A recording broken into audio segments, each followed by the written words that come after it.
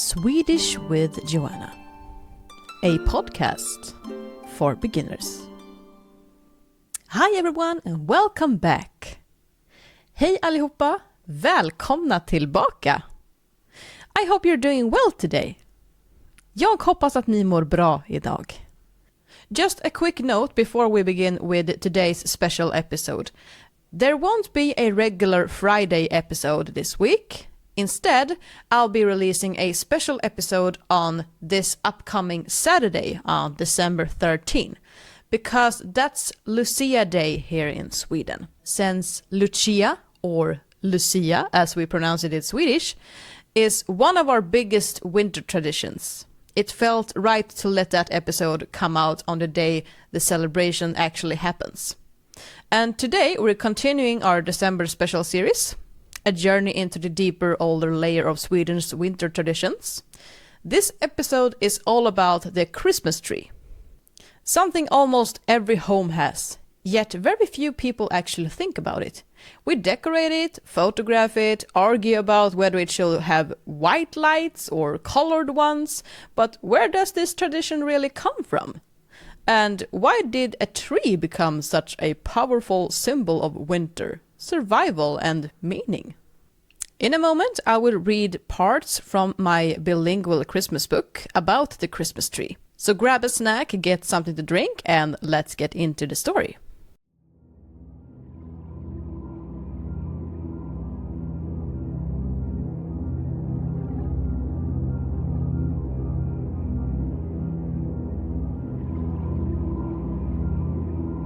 Long before the glitter, long before the plastic, the tree was already there, in the forest, in the winter.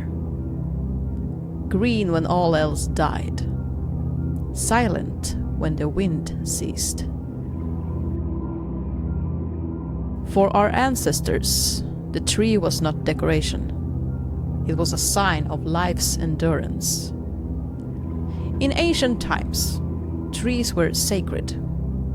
They grew with roots in the earth and branches in the sky, as bridges between worlds. Bringing a tree indoors was like inviting the spirit of nature itself. It was believed that the fir tree protected against darkness, illness, and misfortune. When Christianity spread, the church tried to reshape the meaning of the trees. The tree of life became the tree of paradise, and the branch became the symbol of the cross. In the 1500s, Germans began decorating trees with apples to remember the fall of man and redemption. And like so many other things, that symbol wandered north. In Sweden, the Christmas tree entered homes in the 1700s.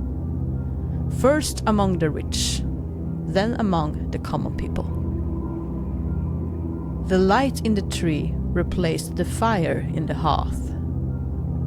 But the meaning changed from spirituality to aesthetics.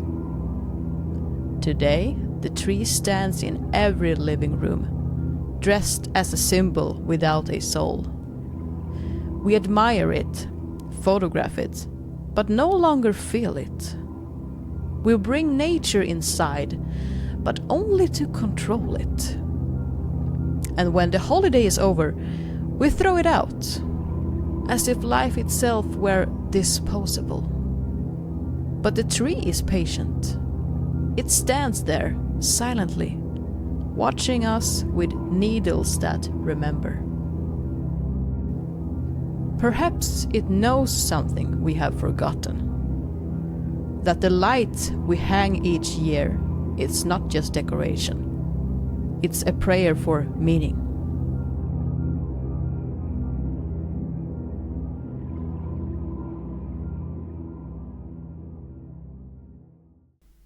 It's fascinating how something as simple as a tree can carry so much symbolism.